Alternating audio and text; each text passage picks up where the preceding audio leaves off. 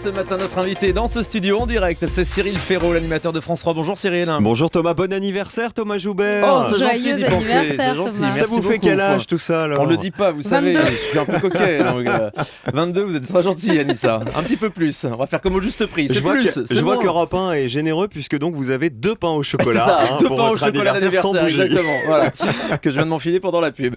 Ravi donc de vous accueillir, mon cher Cyril. On vous retrouve tous les jours pour Slam, un jeu qui marche très très bien l'après-midi sur France 3. La chaîne vous a aussi confié son bêtisier de fin d'année. On verra ça lundi prochain. Et puis vendredi, on vous verra également à 20h45 avec le Festival international du cirque de Monte-Carlo.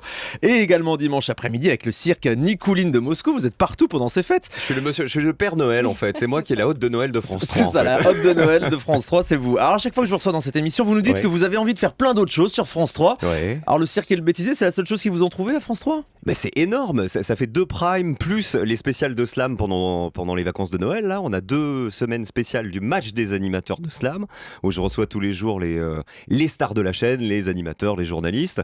Plus le cirque, je le présentais déjà l'année dernière, le festival de Monte-Carlo. Quand on est venu me chercher pour faire le cirque, je me suis dit, ça c'est ce que je regardais quand j'étais môme avec mes parents, mes grands-parents, etc. Mais je me suis dit, je pense qu'il y a une façon de présenter le cirque à la télé d'une autre manière, c'est-à-dire de décrypter ce qu'on voit, d'expliquer pourquoi tel numéro est compliqué. Comme du commentaire sportif. Comme du commentaire sportif et un peu comme l'Eurovision. Moi, c'est ce qui me faisait marrer avec l'Eurovision, c'est de pouvoir décrypter ce qui se passait et puis de pouvoir de temps en temps un peu rigoler avec ça. C'est un peu kitschouille aussi le et cirque, cela dit. Mais ouais, alors kitsch, oui et non. Monte-Carlo, quand même, c'est vraiment C'est du haut niveau. c'est vraiment tous les meilleurs numéros de cirque du monde qui se retrouvent là pendant 15 jours pour cette compétition. Donc, j'essaie d'expliquer et de donner aux téléspectateurs des petites clés pour comprendre en fait pourquoi c'est difficile. Et de temps en temps, quand il y a des numéros un peu kitsch, évidemment, on se moque un petit peu. Mais vous êtes donc content de présenter le cirque sur France 3 ? Mais évidemment que je suis content, bien sûr que je suis content. Et le bêtisier, pareil, ça faisait 3 ans qu'il n'y avait plus de bêtisier sur France 3. J'avais présenté les 2 précédentes éditions. Quand on a décidé de le relancer cette année, j'étais hyper heureux parce que c'est un truc populaire, le bêtisier, comme le cirque, c'est familial, c'est populaire. Et moi, c'est ce que j'ai envie de faire en prime sur France 3. Mais juste pour répondre à votre question, au tout début, quand je suis arrivé sur la chaîne, j'avais tendance un peu à courir après les primes. Je voulais en faire, je demandais à ce qu'on m'en donne, etc. Qui s'était un petit peu planté. J'ai en fait le prime. grand jeu où je me suis pris une tôle abominable de 5% de part de marché. J'ai mis 2 mois à m'en remettre. Donc aujourd'hui, quand on me propose des primes, tant mieux, mais je vous assure vraiment que je ne cours pas après. Ouais. Donc bêtisier et cirque avec 3 programmes qui arrivent là en même temps dans les prochains jours. En fait, ils vous sortent une fois par an à Noël, c'est ça sur France 3 ? Je voulais dire comme mon copain Olivier Mine qui dit en général on ne me sort que l'été pour Fort Boyard. Non, parce que regardez la présence de Slam du lundi au vendredi en Oui, quotidien. mais bon, voilà, déjà. ça c'est un jeu d'après-midi, ça n'a pas la même exposition qu'un prime time. Et je sais que vous avez envie de faire davantage de choses sur France 3. Ouais, j'aurais envie par exemple de faire un jeu d'aventure. Alors ça tombe bien parce que j'en ai parlé à Dana Astier qui est notre nouvelle patronne de France 3. Moi c'est Fort Boyard qui m'a donné envie de faire de la télévision. J'ai commencé sur le Fort comme stagiaire en envoyant des idées d'épreuves à la production.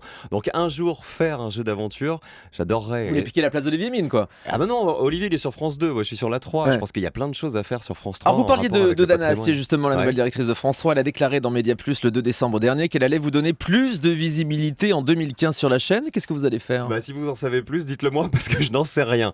On parle d'un nouveau rendez-vous premier semestre 2015. Maintenant, quand, quelle heure, quel jour, je vous promets, je vous dis la vérité, je n'en sais rien. On est en train de réfléchir à des trucs, de faire des simulations. Vous savez, il y a aussi un problème de budget aujourd'hui à France Télévisions. On ne fait pas ce qu'on veut où on veut. Et puis vous êtes très cher en plus. Je suis de plus en plus cher.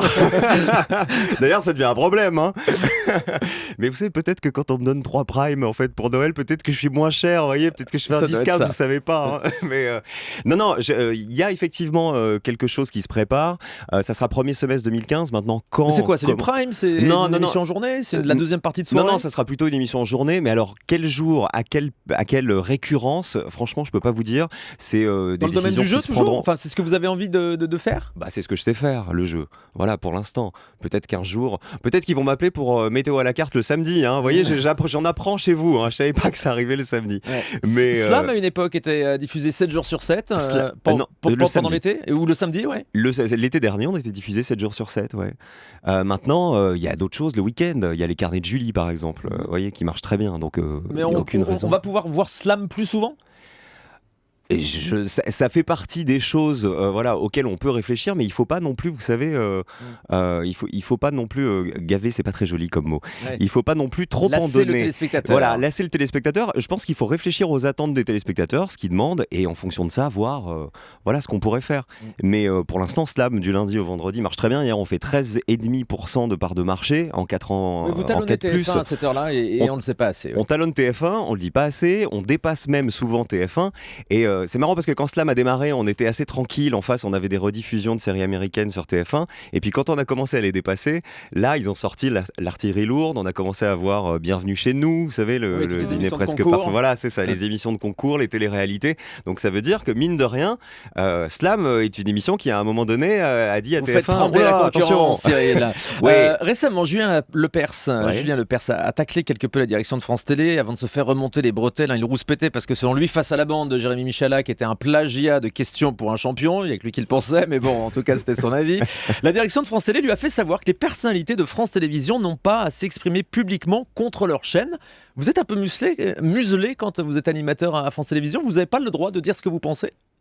Bah si, moi je vous dis ce que je pense. Moi j'ai pas aucun problème. En face de Slam, qu'est-ce que j'ai aujourd'hui ? J'ai pas le même problème. Julien, je crois qu'il disait que ça ressemblait trop à Question pour un champion. Bon, c'était ça. Oui, et puis il disait qu'un qu'un jeu était face à un jeu, ça va pas s'arranger à la rentrée. Un et jeu dès maintenant, face à un puisqu'on jeu, on a mis c'est- Pyramide sur France 2 face à Question pour un champion sur France 3. Ouais, et puis moi en face de Slam, j'ai un jeu aussi. J'ai le jeu de cuisine de Frédéric Oui, Michalak. oui, de la télé-réalité, enfin une télé-réalité culinaire, on va dire. Non, mais après, voilà, on est sur un groupe. C'est vrai qu'on peut se dire quelque part, c'est pas très logique d'avoir des jeux en face.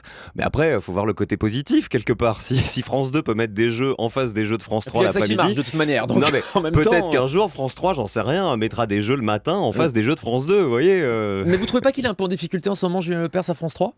Pourquoi en difficulté Parce que voilà, il s'est fait remonter les bretelles. Hier, Question pour un champion fait 14,2%. Donc, Oui, et en même temps, Dana Astier, la nouvelle patronne Ouais. de France 3, a déclaré aussi récemment qu'il pourrait y avoir des changements dans Question pour un champion, y compris du côté de l'animation. Ah non, mais alors franchement, je veux pas répondre à la place de Dana Astier, mais je pense que d'une part, Julien Lepers c'est très bien sur Question pour un champion et que les deux, le format et Julien sont vraiment liés. Vous voulez D'ailleurs, pas le remplacer un jour ? Mais ça va pas, non, mais pourquoi vous voulez que je remplace Julien Lepers ? Il fait très bien son boulot. Vous imaginez, ça fait 25 ans qu'il tient à bout de bras une émission qui marche toujours aussi bien, qui, je vous dis, hier fait 14,2%. Donc pourquoi remplacer Julien Lepers ? D'ailleurs, je l'embrasse parce que je sais qu'il écoute Europe 1 tous les Oui, matins. ça c'est vrai, on l'embrasse aussi.